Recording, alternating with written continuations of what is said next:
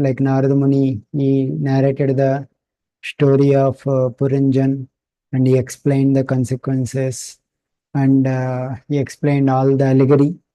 So after that, we have like Narada Muni, we have he seen narrated that the story of Puranjan. And he explained the Prachinder, he is asking one question about karma, that how is it that one performs his karma in this life, but he suffers the consequence of his actions in his next life.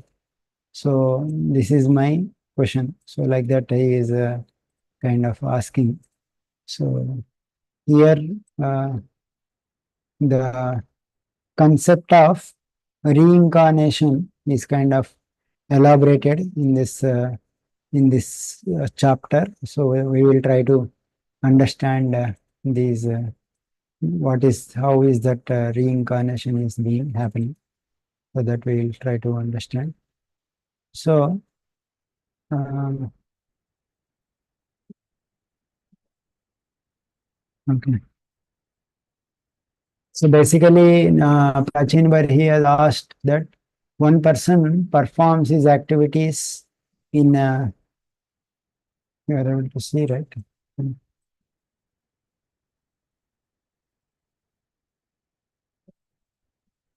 So one person performs his activities through this body, but the body that has performed, that has already died. So he receives the new body. So how is it that he is suffering in a new body? So this I want to understand. And the person who has committed this whatever, my teachers are bewildered because they are encouraging me in karma, but otherwise they don't know that bhakti is higher. Therefore, otherwise why they are not engaging me in bhakti, but engaging me in karma. So like that, he asked question that the if the person who is performing body, he is leaving. So that I want to understand how is it that karma will work. So this answer to this question kind of gives we're able to see that. Mhm. Mhm. So the answer to this question talks about subtle body. So this how the subtle body works, that Narada Muni kind of analyzes. He says that the person performs his activities through his subtle body.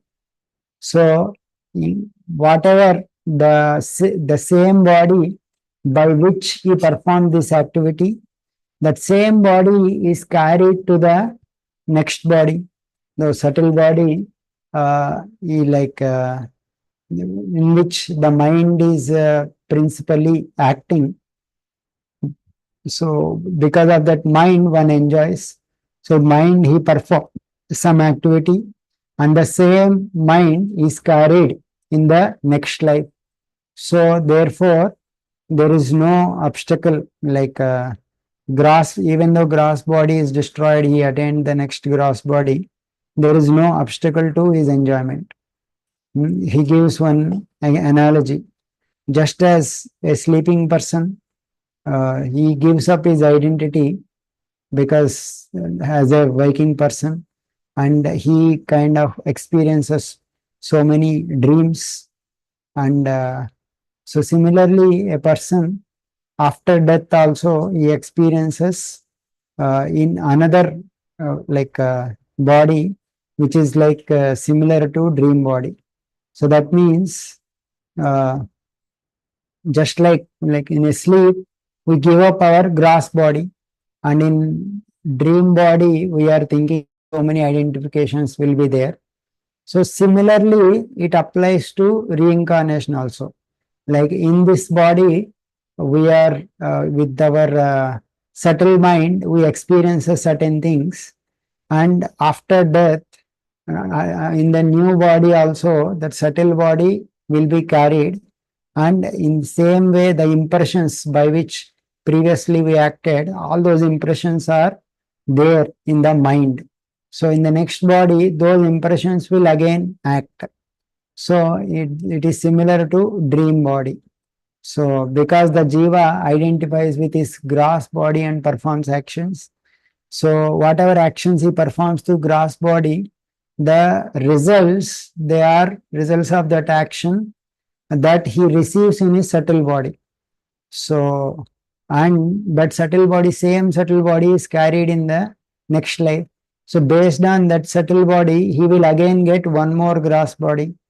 So because of that, he will again enjoy those results through that gross body. So basically, by which a person is acting that subtle body, the same subtle body is carried in the next life also.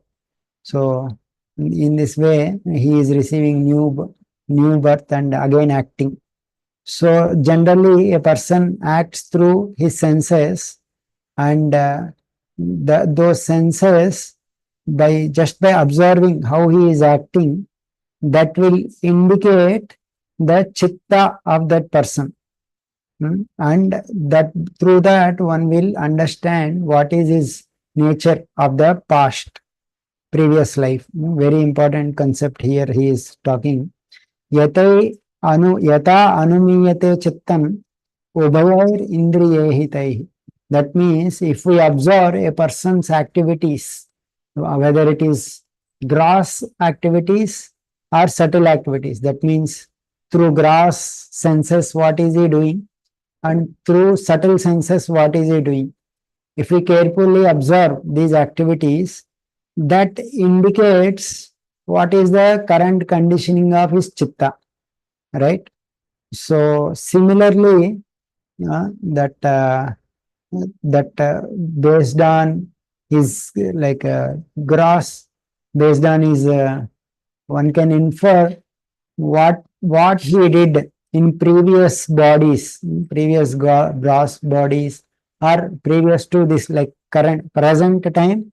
What is, by observing his chitta, present conditioning of chitta, one can understand what are all the actions he has done in the previous life as well as up to present life. That means chitta is like in mathematics, if we see integral function, we might have known, right? Integral function means like it is integral, like whatever till now, whatever is the factor, that will kind of sum it and give the answer, kind of thing. So our chitta is like that. Our chitta, whatever activities we have done till now, so those activities, they are uh, they are they are those activities kind of forms our present chitta. So present chitta can be understood by the activities of gross senses and subtle senses. So in this way, one can infer his previous conditioning. So that's how he is saying. So impressions in the chitta, they remain even after one life. So that means whatever activity he has done in previous life, that will make form his inner subtle body chitta. So through that one's chitta, one can understand what activities he did in the past life, or in the present life also, in the till now what activities he did, that can also be inferred. So sometimes this doubt may come that how can we observe, where can we perceive this subtle body when the gross body is destroyed? So means, when, how is that how can we know that subtle body is not destroyed when the gross body is destroyed? So that he is experiencing that in current life also, sometimes we suddenly kind of remember that in this lifetime we have not experienced anything, but certain particular forms, some varieties, suddenly they will come in our mind, which we have not seen in this present life. So these things actually coming from the previous bodies, previous experiences in the previous bodies. Otherwise, it is not possible something in the mind to appear which has not previously expressed. So that means in this life we have not seen something, but those impressions suddenly they are coming, something appearing in our mind. That means those impressions are actually coming from previous lives, that one should understand. So then he gives one important concept. Mind indicates one's past and future bodies. Very nice point he makes. Manayeva manushasya purva rupani shamsati. Bhavisyatascha badrante tateva na bhavishyata. If one clearly under, if we study one's mind, that indicates what he did in the past till now, and also what will happen to him in the future, because present mind, present actions, all these will determine future destination. So whether he will take birth or he will not get another birth at all. So all these things will be indicated by the present mind. So the same mind is always remains in the subtle body. So means that same mind will indicate what will happen to him. So that sometimes in a dream we may see some impossible things, such as some ocean on top of a mountain. So these are impossible things. How is it that these are imagined? These are coming. So those are actually coming based on the combination of things that we have seen. So sometimes we see some ocean, or sometimes we see some mountain, and in the dream that may be combined, or sometimes we may see some golden item, we may see a mountain and some golden mountain may come. So basically these are combinations, so based on our experience. So all experiences in the mind, they will actually come from the experiences of the senses. All these desires, everything, they are all stored in the subtle bodies. All experiences that we experience through senses, they are stored in a subtle body, and those may come up. So, so in this way, the mind acts like a uh, pivotal in one's role, in one's future bodies, and it indicates one's past body. So sometimes there is one can like the devotee who is situated in Shuddha Sattva, he will be able to transcend this transmigration. So for him, there is no connection with I and my concept. And so false, in general, the false identification one experiences, that is because of subtle body, means this bodily identification that will only come only because of subtle body. Otherwise there is no, actually the soul is not connected with the body. So in this way he kind of analyzes subtle body. And he says sometimes in deep sleep, or in during deep sleep in other states, so there will be, we may lose our self-awareness, because in deep sleep we don't know who we are. So we forget completely about ourselves, right? So self-awareness is lost.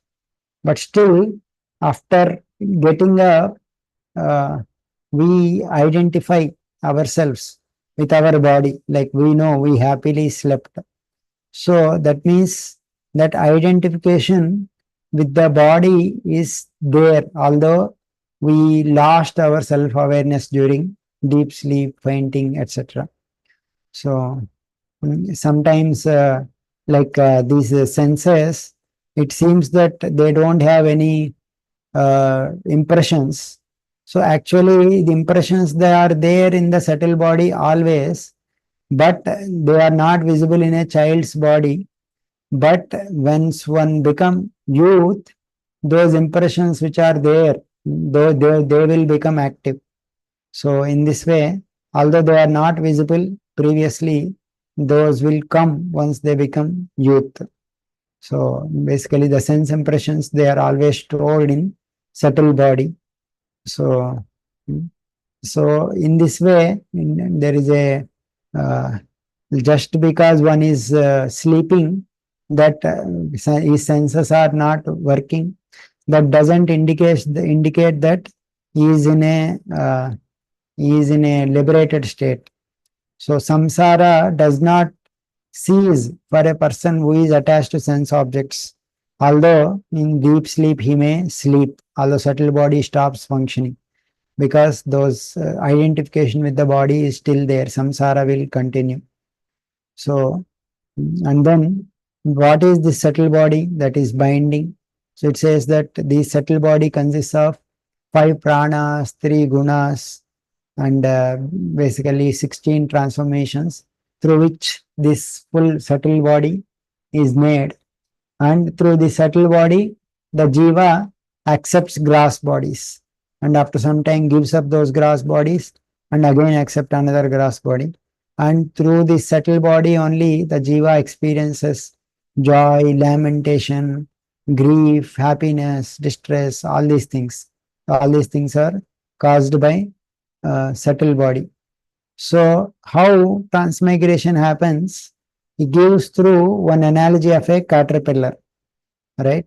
So caterpillar, if we see, it moves from one leaf to another leaf.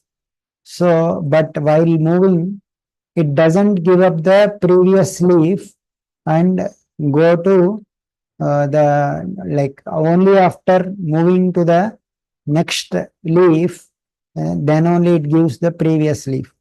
So similarly, the jiva, he doesn't give up his previous identity while dying until he accepts one more body. So in this way, he transmigrate from one body to another body.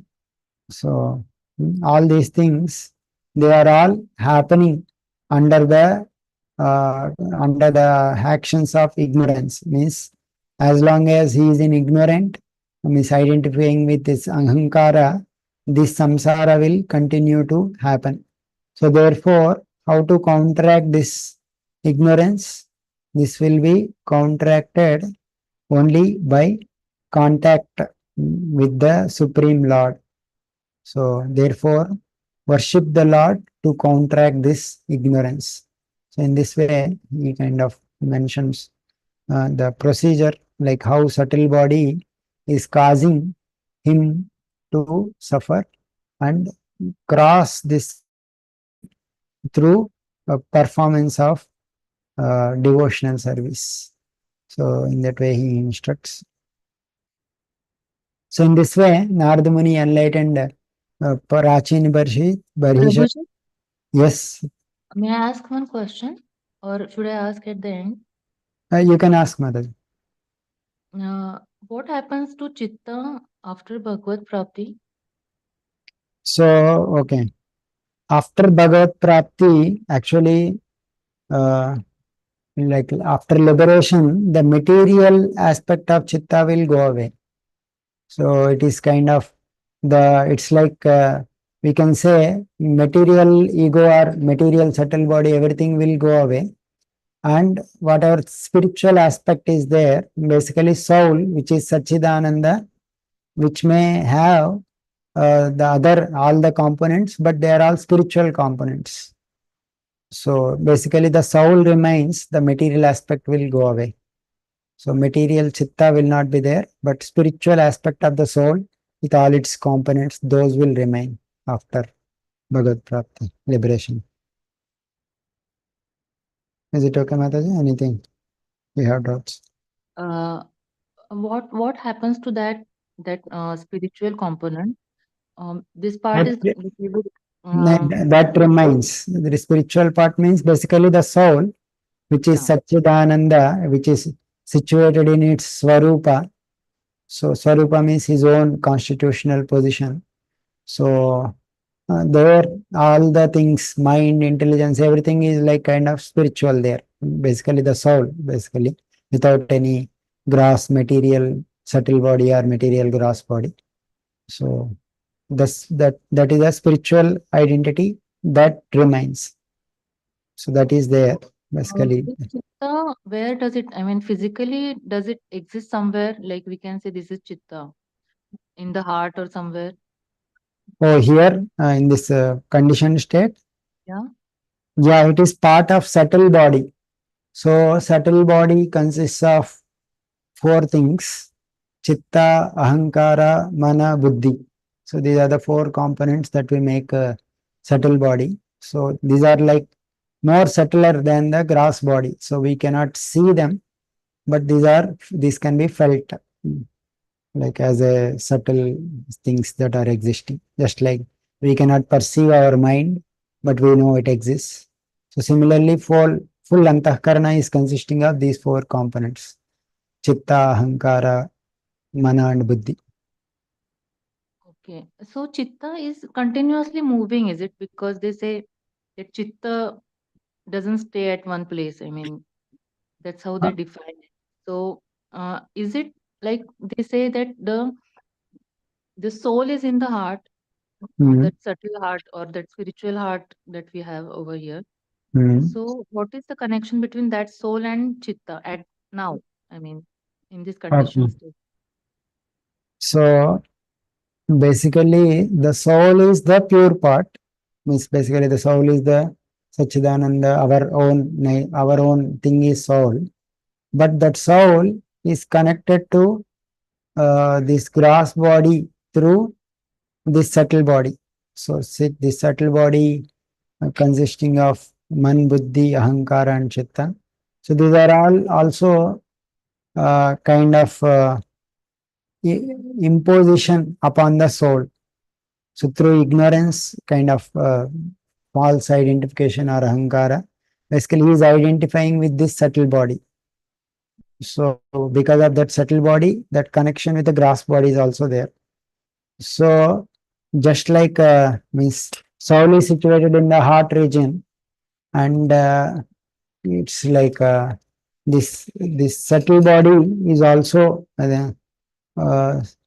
is like subtle body is also that identification with the gross body is through the subtle body. So subtle body is also residing just near the soul in the heart region, but it is more subtle than the gross, which is not visible for the naked eyes. But it's the connection that is making with the gross body and the atma, right? Antahkarana, they say, na, the antahkarana is like consisting of these four, and it's not like four different, like only we can only distinguish between these four items based on their functions. So whenever, like basically previously Kapila Dev section, it is discussed that mind some characteristics are given, intelligence some characteristics are given, and chitta is the storehouse of all past impressions. Ahankara is the one which will make it identify with the bodies. So, yeah. Is it okay, Mataji? Sorry. It's a bit technical Mm, question. Uh, I had somewhere read from Prabhupada's speech that he said that the soul has to travel through the seven chakras. mm, Somewhere he had said that. okay, And so there is something called Kundalini also, right? At in the bottom, the okay. uppermost chakra. So Mm, what is that Kundalini exactly? I mean, this soul is something that is in the heart region. And what is the connection of that Kundalini? Because in Dhyana Yoga, in Jnaneshwari, finally that Kundalini reaches that Sahasrara chakra, final, mm, where it meets okay, God, right? okay. Yeah. So how this soul and this Kundalini is connected? Like, does the soul becomes Kundalini, or it is like part of Kundalini or something? I mean, what is the connection basically? Because Prabhupada said that soul has to go through 7 chakras. So was he talking about Kundalini at that moment? And So this Shat Chakra Yoga, which will come, basically there are 7 chakras or Shat Chakras which are there, which is a part of the process of Ashtanga Yoga. So basically, Ashtanga yogis follow this process where they kind of, there is a like Shakti, they say Kundalini Shakti. Actually, I am also not very familiar with the exact details of this I thing. have never But, read in Prabhupada's book anything written about Chakra Kundalini. there is some mention of Shat Chakra Yoga in second canto, second chapter. So where how an Ashtanga yogi he is leaving his body. That time the description will come how he is rising his prana from Mooladhara chakra to Swadhisthana chakra, then Anahata chakra, then uh, Anahata chakra to the here the near Kanta. This is called Vishuddha chakra, Ajna chakra, and Brahma Randra. So like that, that yogi, Ashtanga yogi, when he is practicing Ashtanga yoga, he rises his prana shakti from through these chakras, and he will live through Brahmarandra. By that, he will get liberated. So that's the Ashtanga yogi's process of getting liberated. So, hello. Prabhuji, Bhakti Yoga and this won't be different. I mean, this is a question. Are they different? Because over here, someone else does it for us. Sri Guru does it. And then God lets us pass through that Brahmarandra. Is it Um, this understanding? so generally, in Bhakti Yoga, the remembrance of the Lord is main emphasized. So the devotee tries to remember the form of the Lord, name of the Lord, and and by that remembrance, when he is leaving his body through that remembrance, the Lord will guide the devotee to his spiritual world. And the liberation that what we are devotees we are talking is that muktihi hitva anyada rupam swarupena vyavastitihi. He gives up all other identification and situates in his own swarupa, and devotee generally attains the in the planets of the Lord where the Lord is residing. He will also go there and serve the Lord. So devotee doesn't aspire to merge in the Lord. So Salokya Sarishti Samipya Sarupyam Aikatvam Apyuta Diyamanam na grunanti vina matsevanam jana. Like that Kapil Dev says.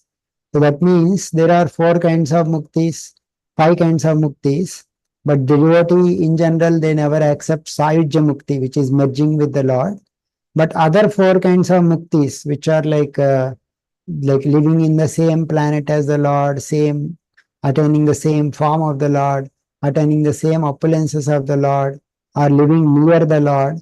So these also devotee will not accept if there is no service. So for the devotee, the main thing is service to the Lord. And for him, the liberation means attaining a position of service to the Lord. That means in one of the form in which he is nicely situated in a particular service mode, he will serve the Lord. So that is actually the mukti. And that mukti will come because he is completely absorbed in the Lord, in that relationship, in that mood, and he is remembering the Lord. So while leaving the body, he remembers that Lord, and the Lord will actually arranges him to take him to that position, Vaikuntha. We have seen in Bhagavatam, previous chapters, a couple of examples. Dhruva Maharaj is given mukti.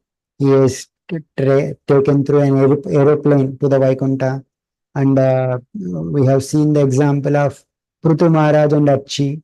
Both of them left through airplane to the Vaikuntha planets. So they are how the mukti in the concept of bhaktas that is described. But in Ashtanga Yogi case, there also varieties may be there. But if they want to merge into the Lord, so that time they follow process this of this Ashtanga Yoga, and when they are not offending to the form of the Lord, they will be able to merge into the Lord. So that's how they will attain mukti. And sometimes even at that point of time when they get attain the association of devotees, then they may also turn up into devotees. So that's how the liberation of Ashtanga yogis is described. Okay, Mataji, you have any more things? Hello. Yeah. Yeah.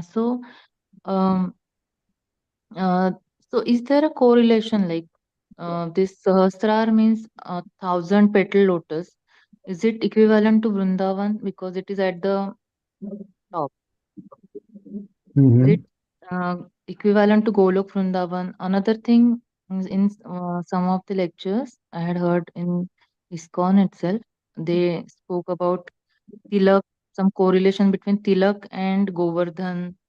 And Tilak, as far as what I've heard somewhere, read, like it goes till that from that Ajna Chakra to, so basically it represents Brahmarandra or something. I mean, that is what I have read. Mm, So all these correlations are right, or I mean they are not. That is my question. Okay. So there may be some correlations, but in general, when we apply tilak, basically that is we say that to identify ourselves as a servant of the Lord, we are keeping the lotus feet of the Lord on our forehead and tulasi, which is represented by below. That also we say. But sometimes the correlations can also be made that Sahasrara represents Goloka. So these correlations they may apply, but we should understand that whatever things that are described in Shastras, they are not simply correlations, but they are also existing in real things. This means that means Goloka is existing in a transcendental world, and devotee when he leaves his body, he is actually going to that real Goloka. So as long as that concept is not compromised, even correlations, okay, our Sahasrara is maybe Goloka, so that may be little bit okay, but original concept should not be compromised. Right, right, Prabhu. Yeah, understood. Okay, Thank you so much. Hare Krishna. Hare Krishna. Hare Krishna. Thank you, Mataji. So, okay.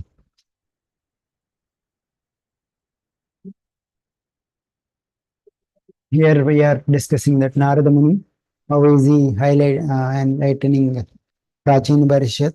So after giving this knowledge, Narada Muni, he left to his place and he is completely engaged, departed for his loka. Prachin Barhi, through whatever uh, knowledge that he got, he immediately he did not wait where for his prachetas to come back, but immediately he kind of left for Kapila's palace hermitage to perform austerities. There he completely concentrated his mind on the Lord, worshipped the lotus feet of Govinda, and he attained Sarupya Mukti, like he attained the similar form as the Lord. So in this way, this perfection of Prachin Barhi is also mentioned, and Falashruti is also mentioned. One who studies this entire episode of conversation between Narada Muni and this Prachin Barhi, they will be freed from the subtle body. That is a special benediction that is given. And this story is purifying and purifying for the soul. So, and it will free one from bondage, and then he will not move in this material world. So, in this way, uh, he is like Shukadeva Goswami is also saying that it will relieve conception of bodily conceptions. So I am also freed from ahankara and doubts. One will get free from doubts concerning how one experiences karma in the next life. All those things will be cleared. So in this way, this is mentioned. So next chapter. So Prachin Barhishat, his sons were Prachetas. Previously we have discussed. So these Prachetas, we know they went to take Vishnu Darshan. So that time they had attained the darshan of Lord Shiva, and Lord Shiva has instructed them to perform, recite a particular mantra called as Rudra Gita, and Prachetas, they kind of recited that. So now here, Parikshit Maharaj, he asks, what happened to these Prachetas by chanting that Rudra Gita? So whatever that Shiva that has given, so what happened to them? I want to know these uh, incidents related to Parikshit Maharaj. What did they achieve? So hearing that, basically there is a conversation between Vidura and Maitreya. So Maitreya Muni started saying that Prachetas, as instructed by Lord Shiva, they and as instructed by their father, so they chanted that mantra given by Lord Shiva and performed severe austerities. After 10,000 years of that tapasya, the Lord has appeared in front of them, and by seeing the Lord, all their they were very much pacified.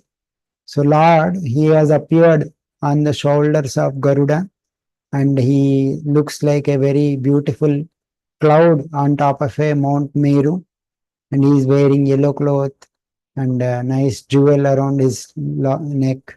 And because of his illumination, all directions were getting illuminated. He is having beautiful earrings with nicely jetted gems.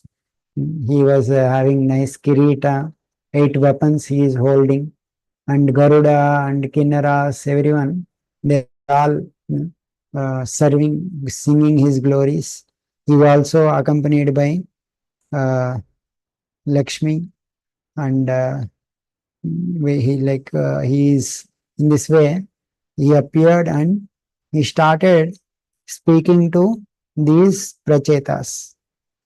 So this speech, especially the first shloka that he says, first dialogue he says, is very important. He says that Varam Vrinidvam Bhadram Vo Yuyam Me Nupanandanaha Sauhardena Aprutak Dharmas Tushtoham Sauhrudena Vaha. He says, O Prachetas, please ask a benediction, because I was very much pleased by your mutual friendship, and you have the same qualities. So I am very much pleased with your friendship. Sauhardena. So friendly relationships. So that means Prachetas, they together worship the Lord for 10,000 years, and and especially the Lord is pleased with their friendly attitude towards each other. So this verse is generally like many times Radhanath Maharaj is kind of given this verse to speak many times, because he is he's very famous for having mutual relationships. And here Lord is saying that I am very much pleased with your friendly relationships. So that means in Krishna consciousness, everyone is kind of united, and everyone is trying to offer service to the Lord. So, but like in the Krishna consciousness, the members sometimes appear disunited due to their having different opinions and leaning toward material things. But in Krishna consciousness, there cannot be two opinions. There is only one goal, to serve Krishna to one's best ability. If there is some disagreement over service, such disagreement is to be taken as spiritual. So there are Prabhupada words I am reading. Those who are actually engaged in the service of the Supreme Personality of Godhead cannot be cannot be disunited in any circumstance. This makes the Supreme Personality of Godhead very happy and willing to award all kinds of benedictions to his devotees, as indicated in this verse. We can see that the Lord is immediately prepared to award all benedictions to the sons of King Prachin Barhisha. So, very nicely, this dialogue of the Lord is indicating that when we are together with devotees and together trying to serve the Lord, so with that friendly relationships, the Lord is very much pleased, and with that Lord will award so many benedictions. So this is the like for cooperation. Many times this question of like cooperation will come because everyone is individual and everyone will have different opinions. So, and in Krishna consciousness also, everyone has one goal, that is to please Krishna, to serve Krishna. But the expression of that pleasing nature, that's to how to serve Krishna, may vary from a devotee to devotee, because one devotee may want to serve the Lord in one particular way, and another devotee may want to serve the Lord in another way. So that should not create disrespect for the other devotee. So Radhanath Maharaj always makes this point. So this what is it? He says that difference of opinion should not create different of opinions may be there, but that should not create disrespect towards devotees. So that means one may have different opinion how to serve the Lord. That doesn't mean that immediately, oh, because he is not agreeing with my point, therefore I should disrespect him. So that mentality should not come. So this difference of opinion should not lead to disrespect of other devotee. So in that way, we can mutually cooperate, and like friendly relationships will generally please the Lord. So Lord is not only saying that I please ask benedictions because I am pleased with your friendly relationship. He is saying that those who remember you every evening of every day, they will become friendly with their brothers and with all other living entities. So such is means just by remembering the friendly nature of prachetas, one will become friendly with one's own all the relationships, all the friendships, or all the brothers, or all the other devotees. So in this way, prachetas' glorious nature is being highlighted here. And Lord is saying, those who offer prayers composed by Lord Shiva, both in the morning and in the evening, they will be given benedictions by me. So in this way, they will attain all their desires and attain good intelligence. And because you have with pleasure accepted with all your hearts the orders of your father and executed all these things, tapasya and worshipping me very faithfully, your qualities will be celebrated all over the world, prachetas. So, and Lord is also benedicting them that you will have a nice son and he will be famous all over the world, who will create lot of sons and grandsons in this world. So, and you marry like like there is a there is a society called Pramlocha, and he she uh, she had a daughter with a sage Kandu, and that daughter was kept with trees. So you can marry that daughter. So that kind of he indicates. So that daughter's name is Marisha, and when she was not having any food to eat, that time she was crying. So that time the moon god became compassionate, and he put his finger on that girl. So because of that, that girl took nectar. So now in this way the child was raised by the king of that moon. And since you are all very much obedient to my orders, you all together marry that girl.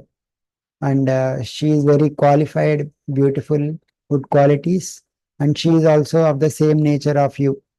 So, and create progeny through her. You are all having same nature, aprutat dharmashilana, and similarly that girl will also have same nature and is dedicated to all of you. So in this way, you all both unite, and in that on that common principle. So here we see that all the 10 prachetas married one girl. So this is the like when Yudhishthir Maharaj, when he was asked, like at that time also there is a question of Draupadi being married to five husbands. So that time, is there any precedence to this marrying multiple people for a wife? So that time Yudhishthir Maharaj quoted Prachetas example, that there are 10 Prachetas, but they married one girl, Marisha. So where Lord is indicating here. So Yudhishthir Maharaj also quoted this incident. So here he says that you all can enjoy facilities of this world as well as heavenly world, and with for many thousands of years you enjoy in this material world, and then you will also develop devotional service unto me, and you will be freed from all contamination. So that time again you will come back to me, back to Godhead. So, and although you are engaged in devotional, in material family life, since you are dedicated to me in devotional service, so you will not get entangled. So you are not affected by the material household life. You will be completely dedicated to me. So in this way, he kind of benedicting them. And devotees, while engaging in devotional service, they always feel ever fresh. They never lament, bewildered, or unnecessarily jubilant. So in this way, they will be equipoised, and they are always situated in the uh, devotional on the absolute platform. So therefore, they are always experiencing higher consciousness. In this way, the nature of devotees he kind of mentions. Then Prachetas, being very much pleased with the Lord, they starts offering their prayers. So these prayers of Prachetas, they are very nice prayers. So basically, like Lord has spoken very nicely to them that how they are very much together happily serving. So Prachetas also glorify the Lord, and they glorify different aspects of the Lord. So we'll see some of the prayers now, and then we will discuss some of them in the next time also. नमो नमः क्लेशविनाशनाय निरूपितोदारगुणाह्वयाय मनोवचो वेगपुरोजभाय सर्वाक्षमार्गै अगताध्वने नमः. So it says, Namo Namaha klesha vinashanaya. O Lord, you remove all the kleshas of devotees. You remove the klesha, means distresses of the devotees. Nirupita udara guna ahvayaya. So all your qualities, your transcendental qualities, they are all ahvayaya, your holy name. They are all very auspicious. This conclusion is already settled. Nirupita, your qualities, holy name, they are all very auspicious. Mano vacho vega purojavaya, and you can go faster than mind and words, and the speed of mind and words you can go beyond. And sarvaksha margai agatadvane namaha. You are not perceived by the akshamarga, means to the material senses. So we offer our respectful obeisances. So basically, Lord, His holy name, His gunas, they are all transcendental, and the Lord can move faster than mind and words. Then he says, Shuddhaya Shantaya Namasva Nishtaya Manasya Partam Vilasadvayaya Namo Jagasthana Layodayeshu Grihita Maya Guna Vigrahaya. So how the Lord interact with this material world? Lord is Shuddhaya, he never contaminated with the material modes. Shantaya, most peaceful. He is situated in his own position, Swanishtaya. But Manasi Apartam, so he is when the mind is fixed upon the Lord, he this material world, which is a place of duality, appears meaningless. So Vilasat Dvaya, this Dvaya will appear very useless apart them. Namo Jagasthana Layodayeshu, from you, for the purpose of creation, maintenance and destruction, you accept Maya's different modes. So to that Lord I offer my obeisances. Namo Vishuddha Sattvaya Haraye Harimedase Vasudevaya Krishnaya Prabhave Sarvasatvatam. He says, Namo Vishuddha Sattvaya, your existence is freed from all material influence. Haraye, this word is important. Haraye means he takes away all the miserable conditions of his devotees. And also Hari Medase. Hari Medase means you always work, your mind will work for the deliverance of the conditioned soul. So Vasudevaya Krishnaya Prabhave Sarvasattvasam. Oh, I offer my obeisances unto all pervading Vasudeva, Krishna, and you always increase the influence of your devotees.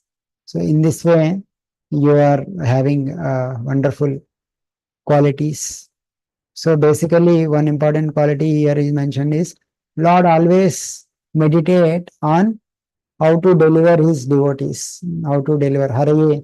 He will remove the distresses of his devotees. In that way, Lord is always planning.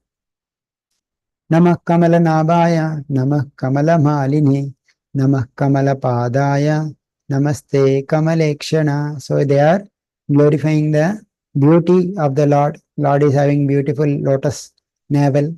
Namah Kamala Maline, beautiful garland of Kamala wood. Namah Kamala Padaya, beautiful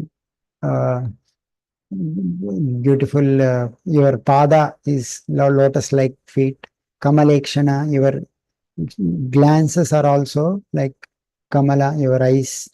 So in this way they are glorifying the beauty. And your beauty, Namah Kamala Kinjalka Pishanga Amala Vasase. You wear yellow clothes, which are very, very beautiful. And Sarva Bhuta Nivasaya, you exist in all the living entities. And Namo Ayumshmahi Sakshine, you also witness, supreme witness, you witness everything. So therefore you are supreme witness. And Rupam Bhagavata tu etad Ashesha Klesha Sankhyam. O Lord, you have manifested your form. This form will remove so many miseries. Aviskrutam na klishtanam kimanyadanukampitam. So because of your mercy, you have shown this form, and because of we are suffering in this world, Krishnanam. So to remove our suffering, you causelessly, out of mercifully, you manifested your form.